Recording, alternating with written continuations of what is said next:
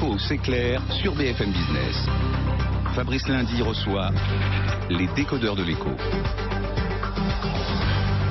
Voilà, avec cette question ce soir, les pilotes d'Air France veulent-ils le crash de leur compagnie? Le SNPL principal, le syndicat et d'autres syndicats qui soutiennent ce SNPL, eh bien, dit non justement à la proposition de la direction d'Air France qui, pour tenter de mettre fin à la grève ce matin, a proposé de suspendre jusqu'au mois de décembre eh bien, le développement de Transavia, la filiale low cost d'Air France, en Europe, et en échange d'accélérer son développement donc sur la France. Dialogue de sourds, blocage, l'un accusant donc eh bien l'autre de provocation, de blocage. On va continuer avec nos décodeurs de l'écho, toujours avec nous Bertrand Moulier-Gros, associé chez Archery, spécialisé dans l'aéronautique, Bernard Vivier, président, directeur de l'Institut supérieur du travail, Emmanuel Le Chip de BFM Business, et j'accueille Frédéric Gaget. Bonsoir. Bonsoir. Président d'Air France, on parlera du coût de la grève pour la compagnie, 20 millions d'euros par jour, nous dit-on.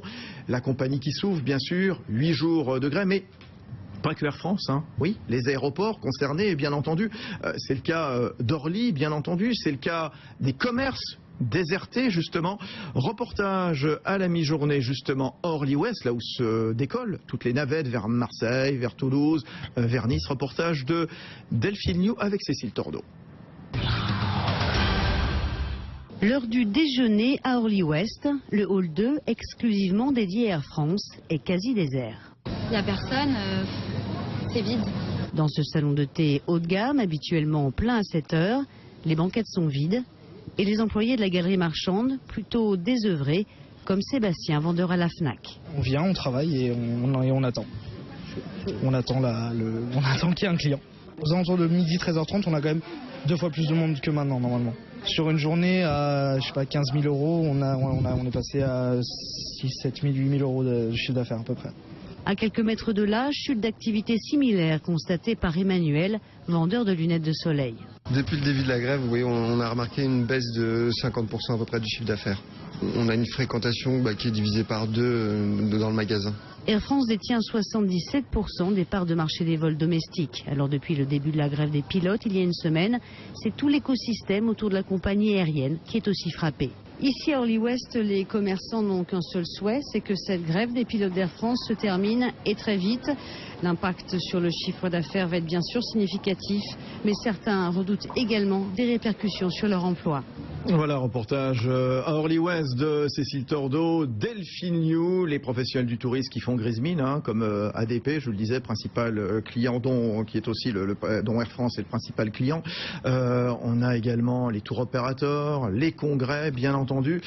Frédéric Gaget, 20 millions d'euros désormais, c'est ce que vous coûte la grève chaque jour? Par jour, oui, 20 millions d'euros dans lequel on compte toutes les indemnisations qu'on doit payer à nos passagers qui vivent une situation qui est insupportable. Le job d'une compagnie aérienne, c'est d'aider les gens à développer leur business, d'aider les gens à rejoindre leur famille, à prendre des vacances, à voyager, à découvrir le monde. C'est ça qu'on fait tous les jours. Et quand on est en grève, on ne le fait plus. Et c'est évidemment un vrai souci. Et pour beaucoup des salariés d'Air France, un vrai drame. En 6 jours, 6 fois 20 égale 120 millions. Finalement, vous avez mangé le bénéfice de l'an dernier. L'an dernier, c'était le bénéfice du groupe Air France KLM, oui. Puisque l'an dernier, Air France était encore en perte au niveau du résultat opérationnel. Et j'avais annoncé dès le début de l'année 2014 que cette année, Air France devait être positif en termes de résultats opérationnels. C'était le résultat du travail des salariés qui sont tous impliqués dans le plan de transformation de la compagnie qu'on avait mis en œuvre avec Alexandre de Juniac depuis le début 2012, qui portait ses fruits, qui a amené, je crois, un début de transformation en profondeur d'Air France. Être à l'équilibre, c'était, je crois, pour chacun des salariés d'Air France et pour moi, ça aurait dû être une source de fierté. Et je ne pense pas que ça sera le cas après ces jours de grève. On tient combien de temps? Est-ce qu'il y a une réelle menace sur la pérennité de la compagnie ou pas? Non, c'est pas la pérennité qu'on joue, c'est d'abord sa crédibilité commerciale. Je pense qu'il faudra, quand on sera sorti de ce mouvement, se retourner vers nos passagers. Je crois qu'on a bien géré toutes les informations pour qu'ils soient informés à temps des vols qui étaient supprimés, de sorte qu'on a évité des moments difficiles en aéroport. On a beaucoup de gens dans nos agences, on a beaucoup de gens qui appellent nos centres téléphoniques. Il y a des milliers de salariés d'Air France qui sont impliqués pour essayer de minimiser l'impact de cette grève, mais il n'en reste pas moins que cette grève, pour nos passagers, est une situation extrêmement difficile et pour nos salariés, une situation extrêmement douloureuse. Et EasyJet en profite pour mettre des centaines, des milliers de vols supplémentaires. La proposition que vous avez faite aujourd'hui, Frédéric Gaget avec Alexandre de Juniac, c'est on suspend jusqu'au mois de décembre le développement en Europe du projet de Transavia en Europe. En échange, on l'accélère en France. C'est venu d'où cette idée?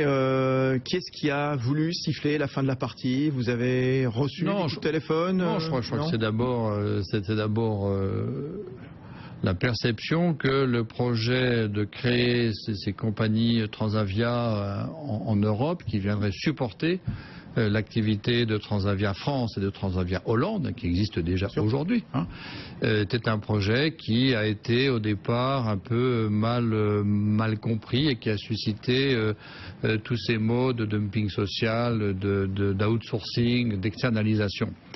C'était pas l'objet. L'objet, c'était bien être présent sur d'autres marchés.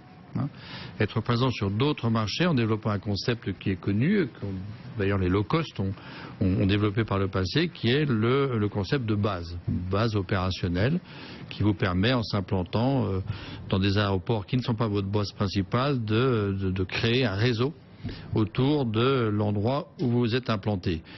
C'est d'ailleurs ce qui fonctionne aujourd'hui. Il y a une base de Transavia en France, il y a une base de Transavia en Hollande, et l'idée était de poursuivre ce développement des bases. Oui, mais très bien, on comprend bien en effet de se rapprocher le plus possible des consommateurs, des voyageurs, des clients. N'empêche que ces bases se font aux conditions sociales du pays en question. Si vous choisissez le Portugal, c'est pas juste pour développer le marché portugais, Frédéric Gaget, rassurez-nous. Détrompez-vous, une grande partie de l'activité base, si c'était le Portugal qui était choisi, viserait d'abord à rayonner autour d'aéroports portugais. C'est le principe des bases. Les avions basés retournent pour une grande partie d'entre eux le soir à leur point d'origine. Et je vous rappelle quand même qu'on est en Europe. Et qu'en Europe, il y a des règles qui permettent à des salariés de passer d'un pays à l'autre, et que si travailler dans un pays européen ou investir un centre de production ou opérationnel dans un pays européen, c'est du dumping social, alors est-ce que ça veut dire qu'il faut arrêter tous les investissements des entreprises françaises en Allemagne? Est-ce qu'il faut interdire aux entreprises belges de travailler avec l'Italie? Est-ce qu'il faut interdire à un groupe portugais d'avoir une usine en Pologne? Je crois qu'on est... On ne peut pas faire une compagnie low cost avec un statut social de compagnie normale, entre guillemets. Non, sinon c'est plus du low cost. Non, le problème c'était la question de dumping social en choisissant des pays supposés être... Dumping social, délocalisation, oui, voilà ce qu'on a entendu. Non mais je répète, est-ce qu'on interdit à une boîte portugaise d'acheter une usine en Italie? Je ne sais pas s'il y en a d'ailleurs. Probablement. Probablement. Est-ce qu'on interdit à l'économie belge d'avoir de ces entreprises qui aient des usines en France? Est-ce qu'on a interdit à une entreprise française d'investir en Belgique ou en Allemagne? Je ne crois pas. Il me semble que la construction européenne, c'est cette libre circulation des capitaux et des personnes. C'est ce qu'on a construit avec l'Europe. Parfois l'Europe inquiète, on l'a vu dans certains événements politique passée, mais bon, il me semble que c'est le système économique dans lequel nous vivons. Vous avez une remarque, Bernard Vivier? Oui, nous sommes dans un monde où effectivement le marché européen s'unifie. Et c'est une performance économique que de pouvoir permettre à tous les pays d'Europe d'entrer en concurrence saine. C'est un jeu à somme positive, bien sûr, à condition que la performance sociale soit également répartie. Et c'est là la difficulté que nous vivons, c'est-à-dire nous avons des entreprises qui ne sont pas attractives. La France n'est pas attractive sur le plan social. Donc une entreprise américaine, une entreprise allemande, une entreprise anglaise peut hésiter à venir investir.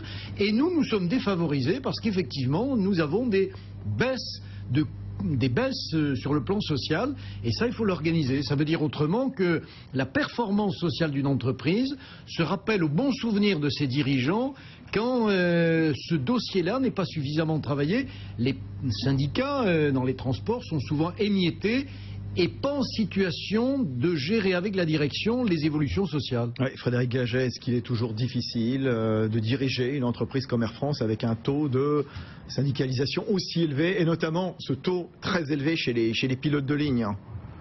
Non, d'abord, c'est pas difficile de gérer Air France, c'est une responsabilité, mais j'ai toujours beaucoup de plaisir à aller à mon bureau. On va commencer par ça, parce que ça serait vous mentir que de dire autre chose.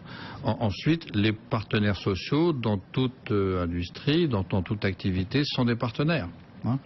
Et donc, c'est pas ici que vous recevez sans arrêt des chefs d'entreprise que je vais dire le contraire. Les partenaires sociaux sont des corps constitués importants pour organiser le dialogue entre les salariés et une direction. N'empêche qu'il y en a qui sont plus durs que d'autres.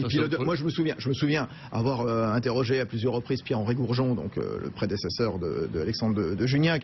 C'est vrai, lorsqu'on parlait des pilotes de ligne, bon, on sentait que, il y avait quand même, quelques prudences lorsqu'il en parlait, et pour ne pas dire plus, justement. Il fallait bien les ménager, les pilotes. Non, je crois qu'il ne s'agit pas de ménager. Il faut être d'abord respectueux dans le dialogue social. Ça, je crois que ça s'impose à tous les chefs d'entreprise que vous rencontrez. Et il faut que ce dialogue, il arrive à converger vers quel est l'intérêt bien compris des salariés et de leur compagnie. Bien sûr. Vous savez, moi j'ai passé 7 ans aux Pays-Bas. Et aux Pays-Bas, il y a ce qu'on appelle le Works Council. Et le Works Council, il doit travailler avec la direction pour essayer de définir ce qui est bien d'abord pour la compagnie. Et ce qui est bien pour la compagnie, c'est pas sans arrêt de baisser les rémunérations de ses personnels ou bien de ne penser qu'à verser des dividendes. Non, c'est quel est l'intérêt bien compris de ce qu'on appelle là-bas les stakeholders, qui sont l'ensemble des agents économiques qui tournent autour d'une compagnie. Donc il y a les salariés, il y a les clients, il y a la direction, il y a aussi les actionnaires, et comment trouver cet équilibre, qui est parfois dur à trouver, pour être sûr que l'entreprise soit en situation d'avoir cet équilibre avec les différents stakeholders. Donc je ne sais pas comment on pourrait dire ça en français, les parties prenantes, voilà, les parties prenantes. Et je crois que le souci de toute direction, c'est de réaliser cet équilibre entre les parties prenantes. Et ça, je crois que ça doit être une règle. On va se retrouver dans un instant, on va continuer pendant encore 4-5 minutes avec vous, Frédéric Gaget, donc avec les décodeurs de l'écho ce soir sur BFM Business, à la télé, à la radio. À tout de suite.